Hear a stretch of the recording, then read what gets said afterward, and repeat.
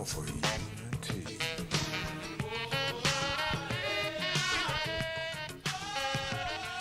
Emoji is the message. A call for unity. For a long, long time, we've been deceived by the illusion.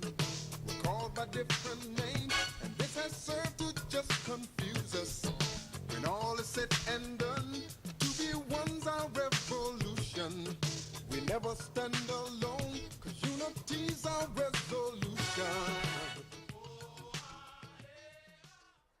Alafia, I'm Dr. Gloria Lattimore Peace, host and producer of Omniu Presents the H3O Art of Life show. Today I am doing something very unusual because I'm interviewing an icon that's not on a show that's called Iconology. But if I take the time to read you all of the accomplishments of this person, you will find that there's no time left to talk to him. So I'm just going to say, first of all, the name of the show is Southside Chicago Cultural Treasures, and I have one of the cultural treasures sitting in the seat in the studio. His name is Payman Rami. He's an international film producer, and I've got lots of things I can tell you about him.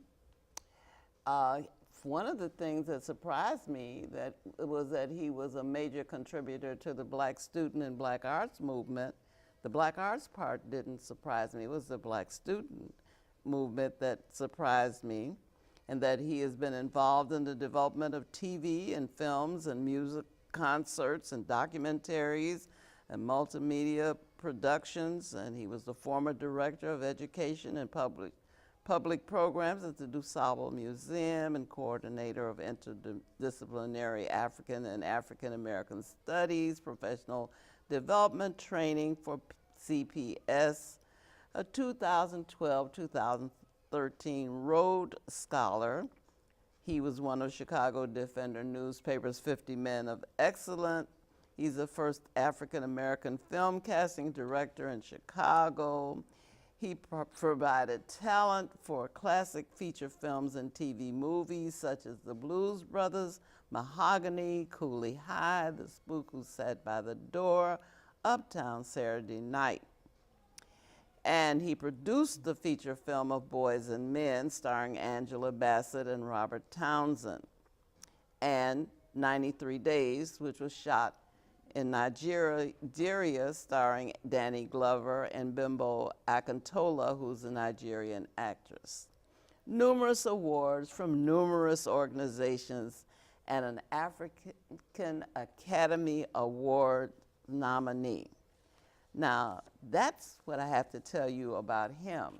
I'm now going to ask him to tell you other things about himself, because that was just the scratching the surface. Well, first of all, I want to thank you for having me here, but also for doing the show and for capturing all of the people that you have for the number of years that you've done it. You know, there's one thing for us to talk about the creation of the work that we do. It's another to capture it so that generations can go back and look at it and take advantage of it, and you've done that, and I truly, truly appreciate the work that you've done, and for the number of years that you've done it, and I know how hard it is to put shows together back to back to back and to sustain them. So first of all, I want to thank you for that. I've had a wonderful ride, and the contributors to that, and what I think what contributed to it the most was when I was born, and where, in Chicago, in what ultimately became known as Bronzeville, and I'll sort of define that a little later, because we didn't call it Bronzeville when we grew up here. I lived at 56 between Indiana and Prairie. That's where my grandfather moved to when they came up. He was a Pullman porter. They came up through the Great Migration, and that's where they settled.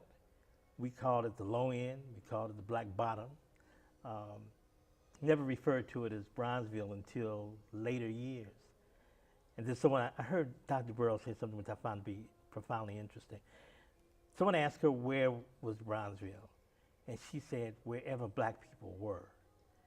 And I found that to be, by definition, true, because there were pockets of us on the north side and every place else. but it's where we were. And so the student thing, when I was 17, 18, when I was 18, we went to Philadelphia to the National Black Power Conference, and I co-chaired the student workshop there, the high school student workshop, along with Ms. Saquon Myers. She was the other co-chair. And when we came back to the city, we helped to orchestrate and organize citywide boycotts in 1968 through closing the schools down, and ultimately 35,000 kids walked out.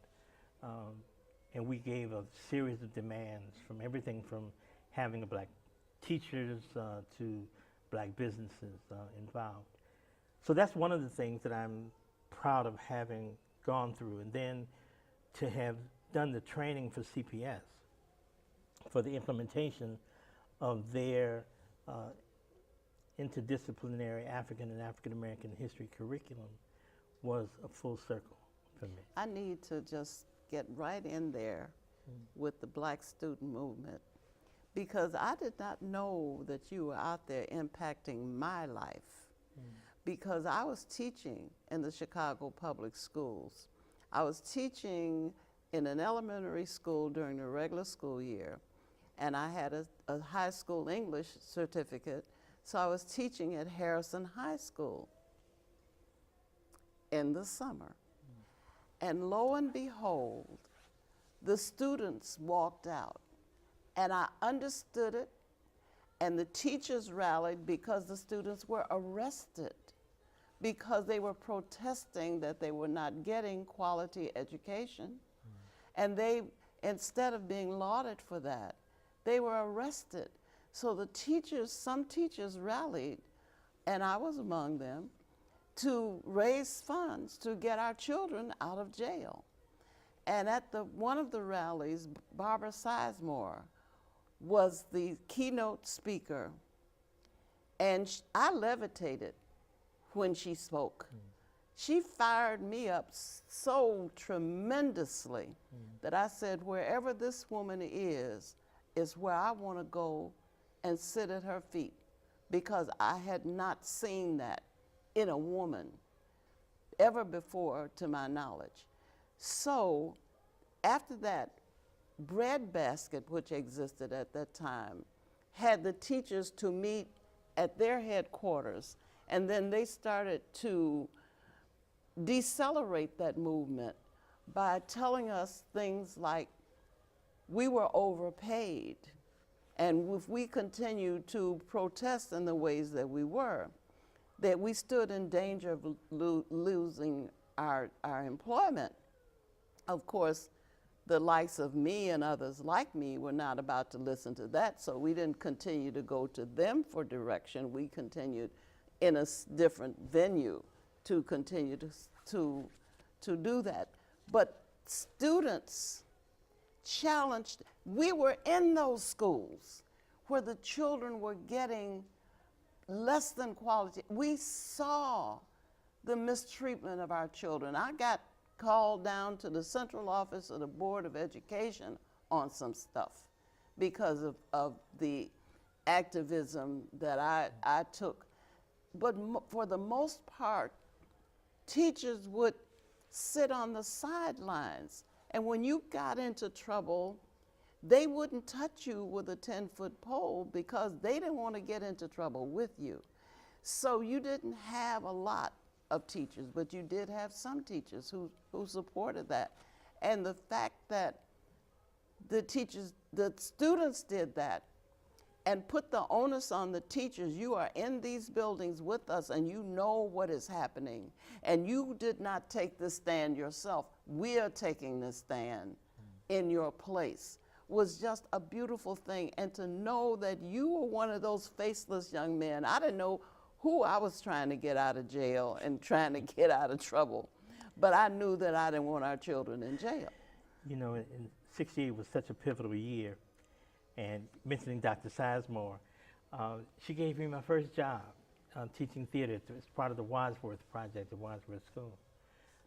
When we opened the Umoja Black Student Center, which was at 39th Street, directly across the street from Wendell Phillips High School, there were some teachers and people that stood out. So as we were organizing this movement, Dr. Bobby Wright was there, Andy Thompson, Cliff Washington, Alan Collard, of course my mother-in-law, Sister Myers. I can keep going down the list of people. Brother Harold Charles is coming into my head. Hannibal Afrique. He was there. The students at Austin High School, Victor Adams, Sharon Matthews, Omar that was at Lindblom, Saquon at Calumet, Harold Lee Rush at Inglewood. These were the students that we pulled together to generate this citywide movement. And a lot of it was kicked off when Owen Lawson was fired, working at Inglewood High School. He was fired for teaching Black history. And when that happened, we organized our student group to go over there to protest from there, and then the student movement in Chicago generated out of that. Of course, that was the secondary movement from the one that started in '63, which was based on the Willis wagons, and there were a lot of people protesting for that. Mm-hmm.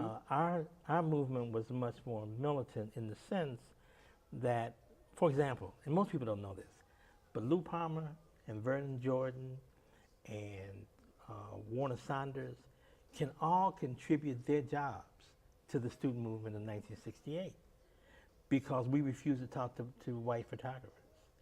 And when we refused to talk to white photographers and let them in, they had to hire Black people. They weren't working there before. I understand that. I was part of that movement against the Willis wagons. I was at that time living on the west side, young mother with children in schools where we actually had triple shifts. They had not only a morning and an afternoon shift, but they had some shift that overlapped that. The school was so overcrowded, they had cleaned out a broom closet and were instructing children in the broom closet. So with Gus Savage and others in the public housing project where we lived, we protested that, and we refused to talk to stop at the level of the district superintendent, which was where we were supposed to stop. Somebody along the way was supposed to talk to us and get us to back down, but we refused, and we continued to go forward until we were standing at Willis's door with our protests. So we were able to get a school built. Chalmers School is sitting there on Roosevelt Road, and it may be home in Sacramento. I can't exactly remember the street, but I know that school replaced those wagons on our courtyard. And then in the context of later on, I was actually sent downtown because somebody reported me for teaching Negro history, and it wasn't even Negro History Week. So, you get into trouble about doing things that are not harmful to anyone and are beneficial to your children, but then, of course, you have to fight your way through them. But going to where Barbara Sizemore was took me to the Center for Inner City Studies. Got me to go back to school because I had it made. I was a certified teacher. I didn't need nothing else. I had a job. But I went back to school to work on a master's degree because that's where she was in the master's program. And studying under Barbara Sizemore enabled me to, go in the phone booth and take off that cover and be that woman that I was. So you and that movement, as you say, responsible for people's jobs, you're responsible for my career because I was going to be a militant school teacher in the elementary and the high school, but I got to be militant in the city colleges and in the state university, and got to really become who I think I was always destined to be. So I thank you for that. Well, I think we appreciate the fact that being in Chicago, it was a specialness to it. And you talked about icons earlier. There were so many people that were moving in the same direction. I spent a lot of time speaking on panels, and they want to talk about the philosophy of Afro-Cobra. They want to talk about Obasi, and even to a certain extent ACM, as if they were separate movements. And what I contend is that because of the nature of Chicago and our closeness, we all were working on the same energy. We were training together, we were working together, and as a result, I mean, for example, Oscar Brown Jr. did a show in 1967 called Lyrics of Sunshine and Shadow. Based on Dunbar's work, Keelan did the music for it, and it was directed by Okoro. I saw that show when I was a sophomore in high school and said, that's what I want to do.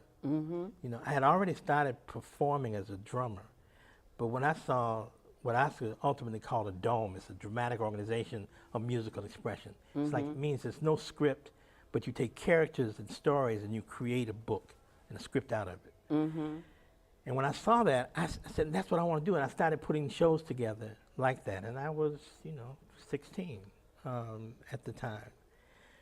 Then when the Afro Arts opened and the Southside Center for the Performing Arts, which was at 35th Street, that's where Ted Ward opened his theater. It gave me an opportunity to work in theater there, to work at the DuSable Museum, to work at the Southside Community Arts Center, all in the same area. The Afro Arts up the street, the Umoja Black Student Center not far away, Ile Ife, which was an African temple, Yoruba temple on 31st Street. All of that had a great impact on what I ultimately became.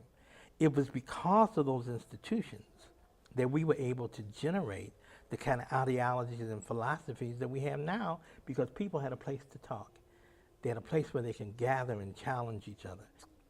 And if we're missing anything now, I think it's those institutions where we can have scholarly discourse about, you know, where we should be going and our direction. And too many times, we're still running from our blackness. We're still under the impression that if we don't say we're black, if we hide what we're doing, that we'll be accepted. And we're still trying to be accepted rather than be successful. And that's one of the challenges that I think that a lot of our artists face. They're creating things with the hopes that Europeans will be comfortable enough with it for it to be sold. And I was on a panel recently and I said to people, that, you know, we have to look at the purpose of education. We have to look at why we send our kids to school, and then why do we create art? Because if we're creating the same damaging material that the other folks are creating, then what is the benefit of us doing it? Why are we training our young people to be buffoons and to not tell the kind of stories that are necessary to uplift the quality of our lives? But it has to be part of a training process, and too many times it's not.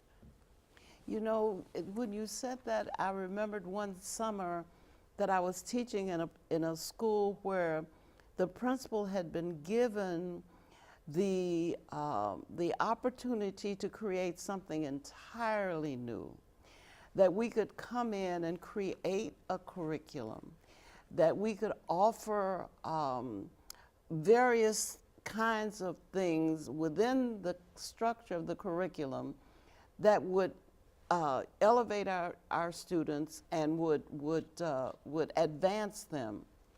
I was so happy to have been chosen because the principal had an opportunity to hand pick the people that he wanted in that summer school program.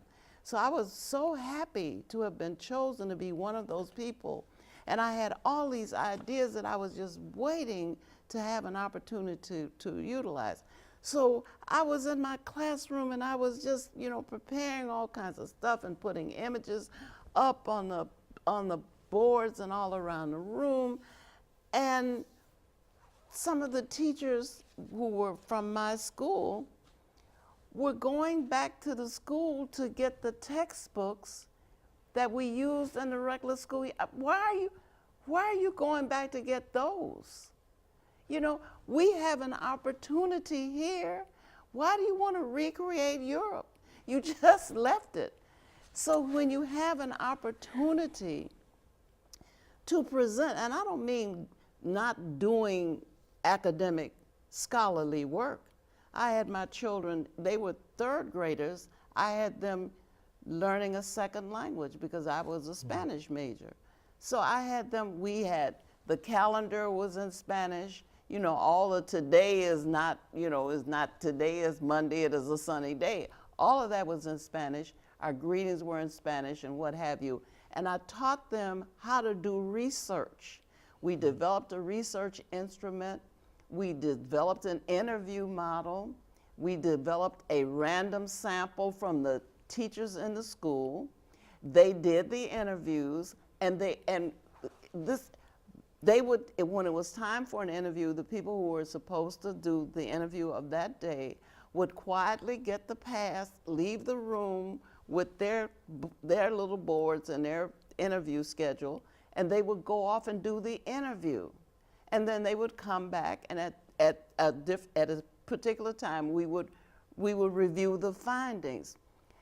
They were so serious and so good at what they did, and so adult, third graders in the way that they behaved, that some of the teachers were afraid to be interviewed because they thought it was some kind of scheme to get into trouble.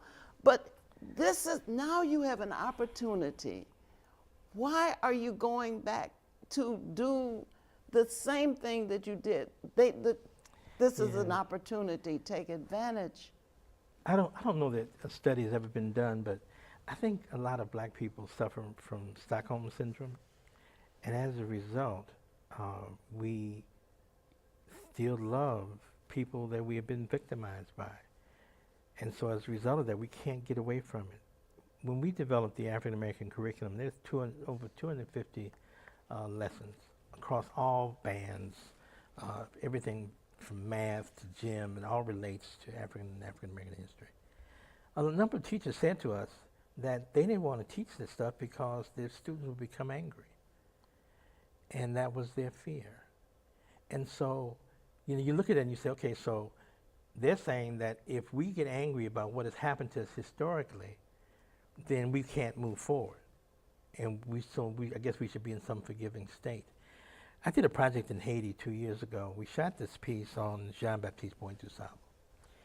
And we also did a piece on Louisiana because of what his path was.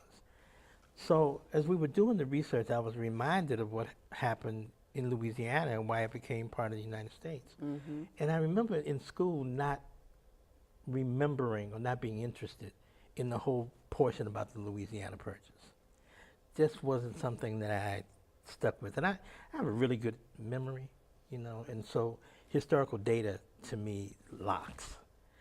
However, when I found out that the reason that Napoleon got rid of Louisiana was because of Haiti and being beat by the Haitians and running out of money, it changed my whole interest in that field. And as I was thinking about it, I said, so if you taught Louisiana history through the lens of Toussaint and Christophe, would young black people look at it differently? And I think that they would. It's the extraction of our connection that makes education uninteresting. And the second part of it is, unless our young people are being educated for the purpose of freeing us, it's a waste of their minds and what we're giving to them. You're absolutely right. And the extraction of our connection is what the whole curriculum is about. You see bulletin boards in February, they put up a Valentine heart, they put up a silhouette of Abraham Lincoln.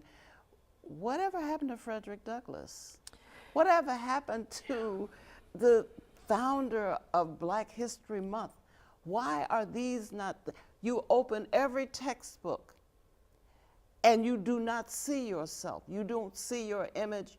The only references you see to yourself are people in chains walking down the gangplanks of slave ships.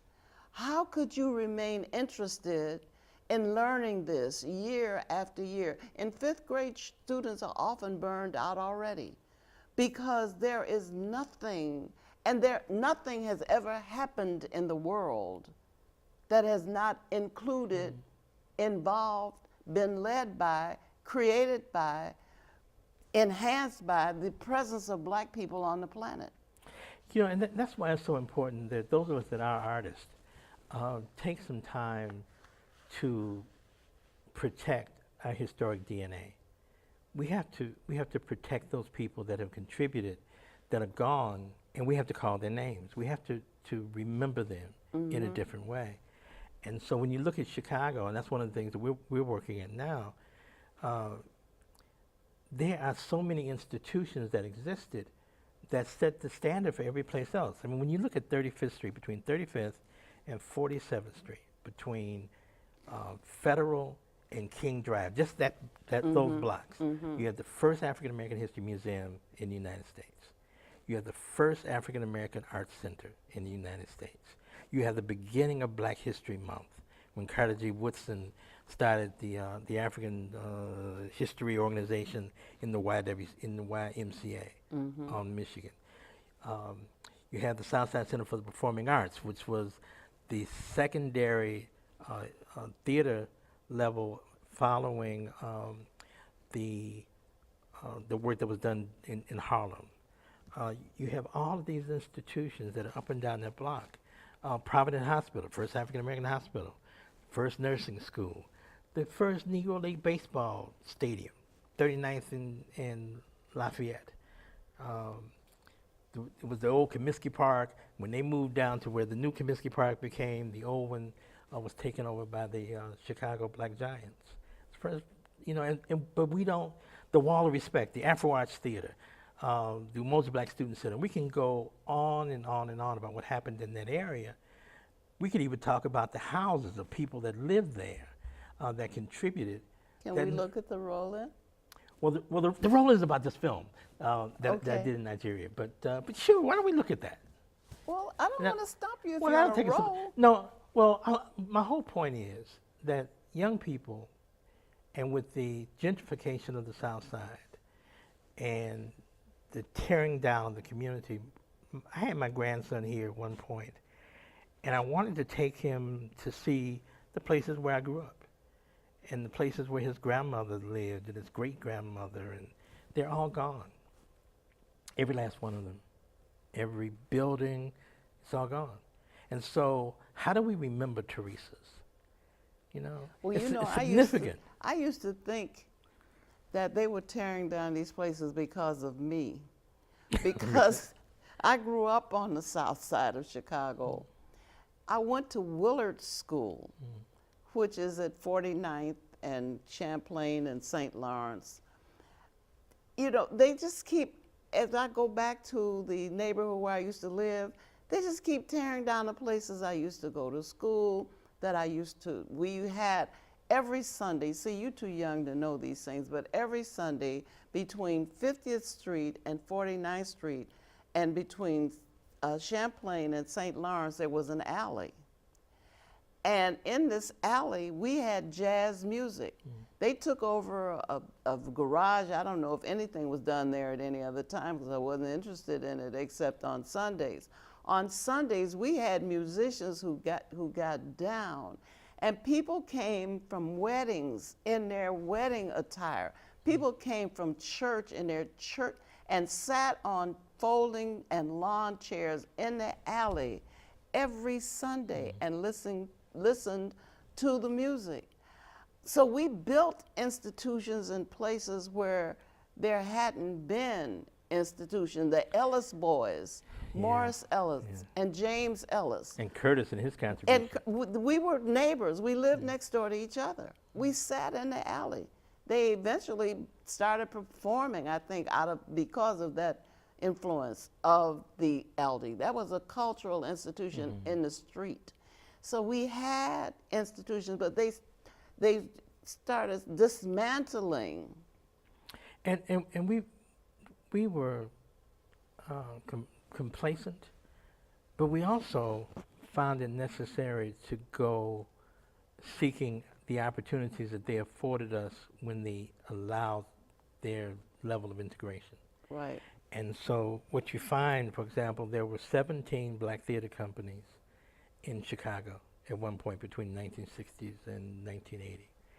And the majority of them, the funding was given to Goodman Theater and Court Theater and Steppenwolf to integrate their audiences and to put on a black play. So once they put on a black play, they stopped giving money to the black theaters, and most of them disintegrated. We had the as a result. Regal Yeah, and the Met. yeah. Oh, our contribution. Oh, and then the other thing is there has been a movement to change the name of the Southside to the Culture Coast, similar to what the Gold Coast is called. And I was invited and sat in on a number of meetings around it and pushed back because I felt that you cannot eliminate the historic DNA of the South Side. And we have to make sure that those things are remembered. So as we are looking at the use of technology and design of new mediums, we have to at the same point say, these are the things that happened here that should be remembered. Where the wall of respect, the wall of truth was, should be remembered. You know, the fact that Nat King Cole and his trio played at the Southside Community Arts Center on the weekends, that Gordon Parks had his dark room in the basement, that Gwen Brooks sat there on the musical stand by the piano, and that's where she first wrote her poetry. And you go on and on and on in terms of all of these institutions and the impact that they've had. And those have to be remembered. We have to, in some way, make sure that they're documented, that they're remembered, and there should be some kind of indication when you go to those spaces that they existed. Exactly. Yeah. So we have to do this roll in. And it's about a different subject, but that doesn't mean we can't come back around. Most certainly. Okay. All right. All right, we're ready.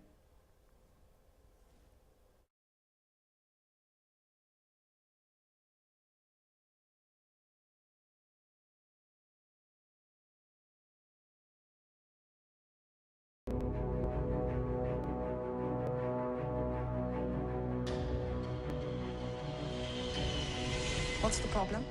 We have a patient here, a diplomat brought in by ECOWAS. His temperature is very high. This is a viral infection, a serious infection. I think we have a problem developing here. Nigeria was a mere spectator to the deadly Ebola crisis, sweeping West Africa, but now there are fears that country could be on the verge of becoming the next hot zone for the virus, with health officials there warning every nation and every individual is at risk. Lagos is a city of over 21 million people. We simply cannot afford an Ebola outbreak in Lagos. There aren't many things more in the public good than preventing a possible Ebola outbreak. I want to know exactly why you are holding one of my nationals in your hospital. I think I'm right. I know I am. Everything in Nigeria is politics, you know that. Stop! Just stop! Don't tell me to come down. Why? Oh my God. This is the best we can do. We cannot take anything for granted. It started. A lot of our people had primary contacts. You all need to take your temperature twice a day. Anything above 38 degrees Celsius, you need to tell us right away. Dr. Badamosi, the question is not if we'll get patients, it's when we'll get them. But the real question is, will we be ready to receive them when they get here? It is now time for us to do the job that we are here to do. We can't do this. I know what Ebola can do. Trust me, nothing terrifies me more. The only way to deal with this bastard is to deal with it. Everybody's scared here. People are scared. Is this what you want? Is this what you are willing to allow to happen in this city? Most of us live our lives without ever really understanding how connected we are. Stay back, sir. But then one day, something happens. Something that changes the way you look at the world. Changes your life. Forever.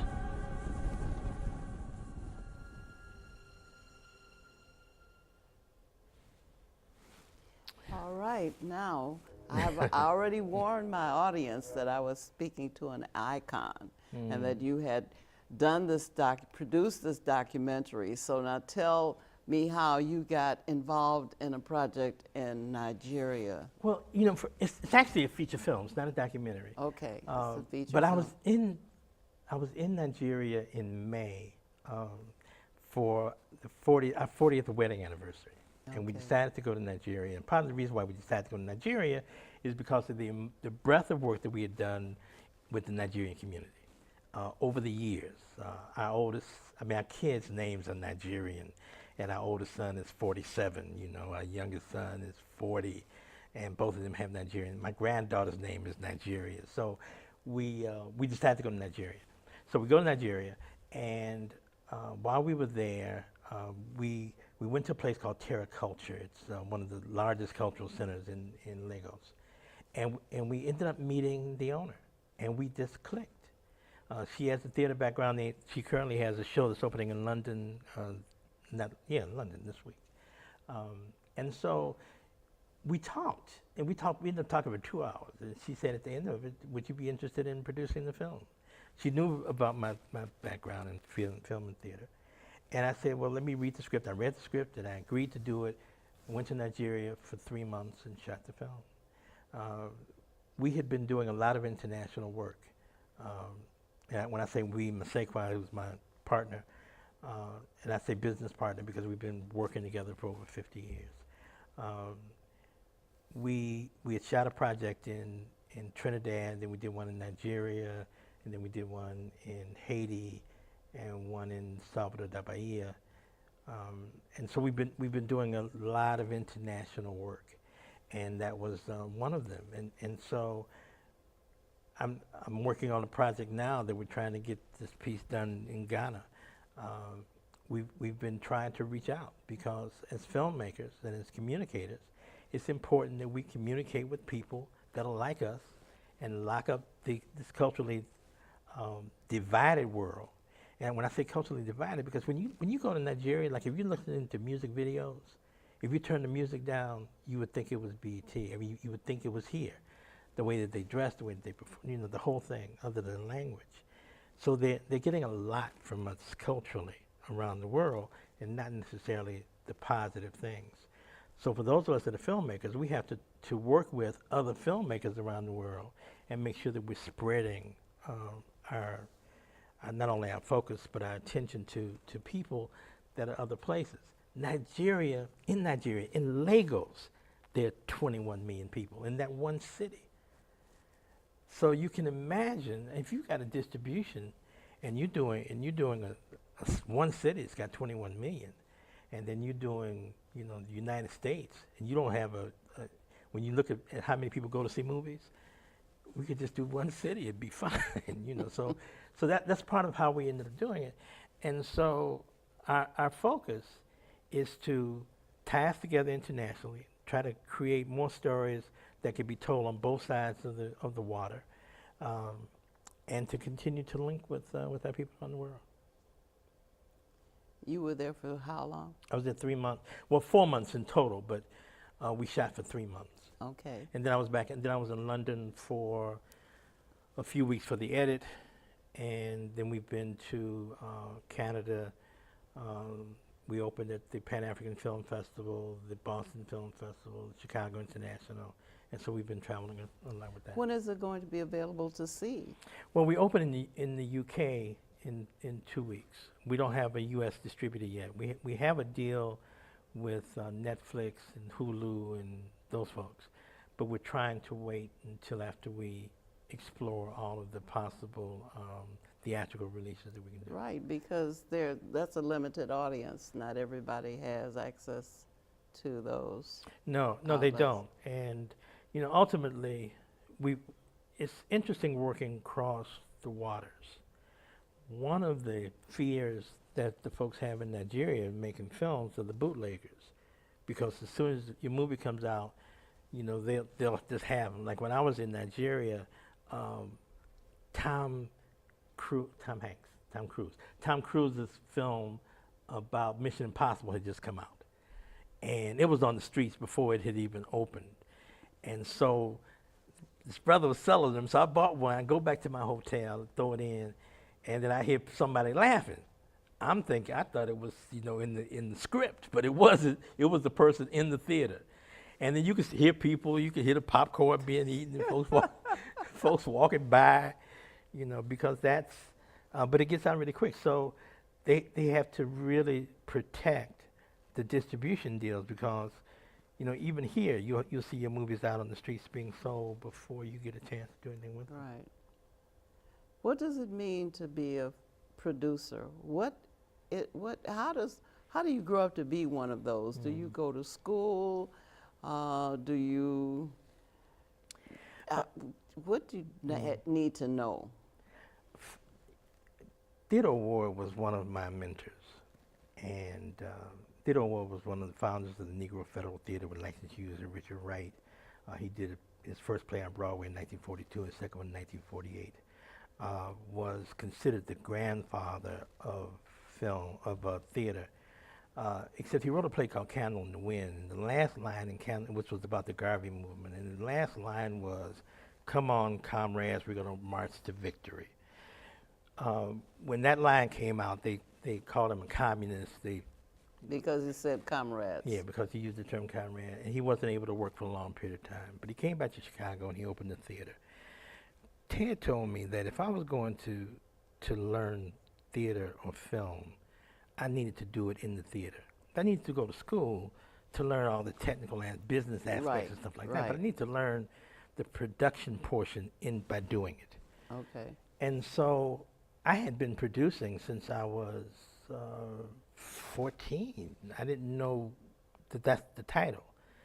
But I had been putting on shows and hiring actors and doing the costumes since I was very, very young. And I would get a job washing dishes or washing pots. And I'd get the check, and then I'd go rent a theater. And I'd pay for the costumes, and then that would be over, and then I'd go get another job washing dishes, and I would do it all over again.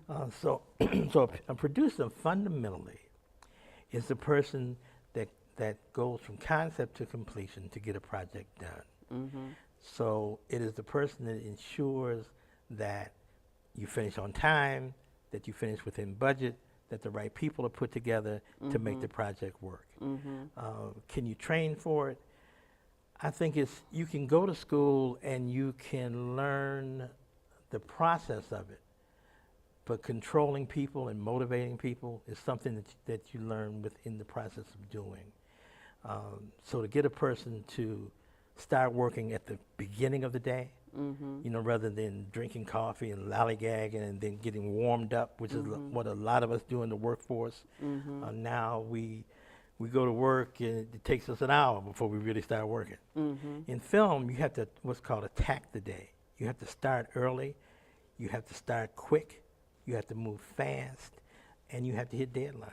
And that comes from, and you can't turn everybody off and do it. Discipline. And it calls for a lot of discipline, And so I had the good fortune of working with so many mentors and men and women that took me under their wing. And, you know, I worked on 14 feature films, you know, between 1970 and 1980. I did, you know, major work, you know, working with the likes of Berry Gordy and Tony Richardson in terms of producers and directors, and watching their work. And in watching them, it gave me a lot of information about what I needed to do. I went to a theater on Market Road near Eberhart.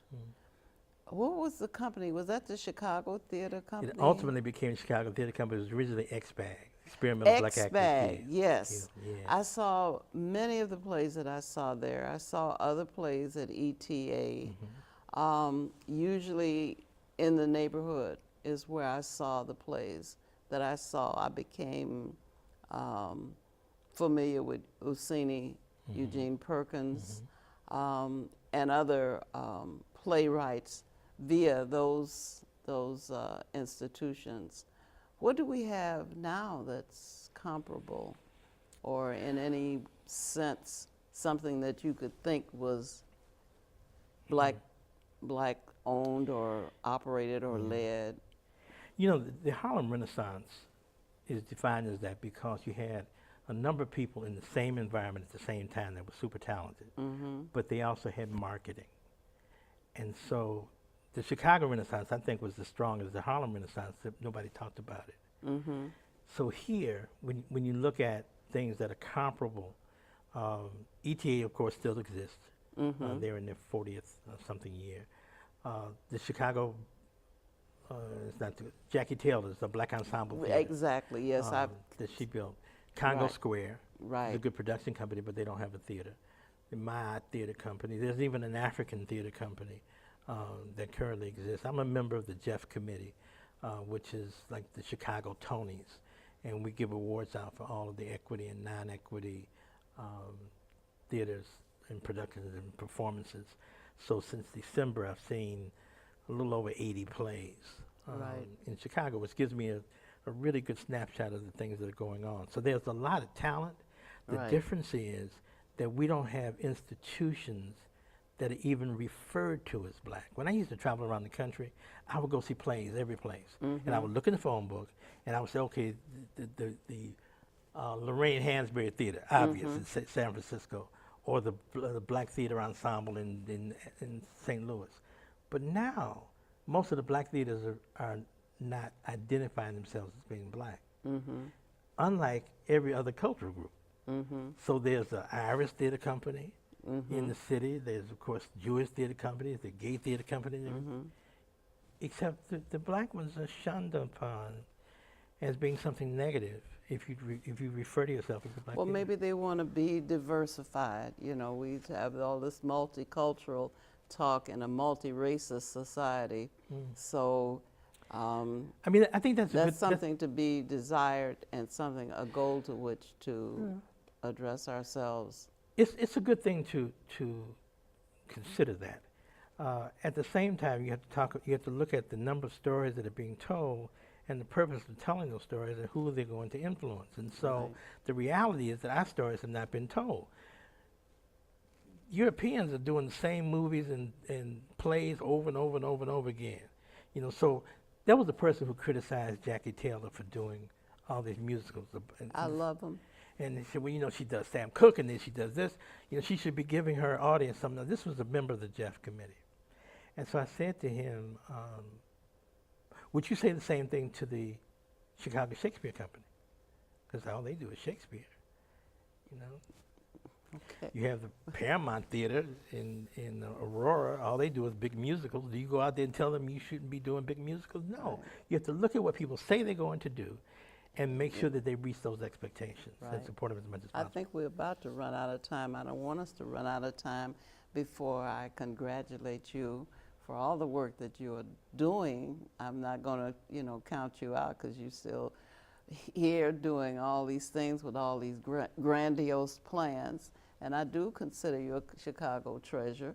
But, you know, I'm with Dr. Burroughs on Bronzeville is wherever black people are. When they used to ask for a definition of inner city, I said wherever the black people are. As soon as black people show up, it becomes the inner city because you don't have a latitude and longitude for either Bronzeville or the inner city. You can identify it on a map. You can draw a line here, but then the moment that black people move the other side of that line in either direction, then the inner city expands.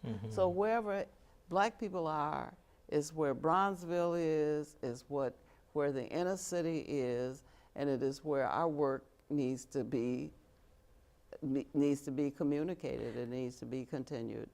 You know, one thing I'd like to say to your audience before we pull out, most people know about the Chicago fire, the one of 1871, Miss O'Leary's cow, so forth. Well, there was a Chicago fire there was one 2 years later, and it's the one that burned up the black community. If it wasn't for that, Bronzeville never would have expanded in the way that it did. I just, first of all, want to say I appreciate you inviting me, and I, as a gift, would like to come back and interview you at some point, because that would be wonderful. I think I've been telling my story for about 25 years at CAN TV. I think everybody knows it by now. We can move you in a different direction, though. No, I'd love to do that. It's been a pleasure. We have to think about that. But I have to get your wife, Masikwa, to come in. She's doing some very fine work at the Southside Community Arts Center, and I think that's an institution we can talk about. Most certainly. Most certainly. It's a pleasure being here. Hotep.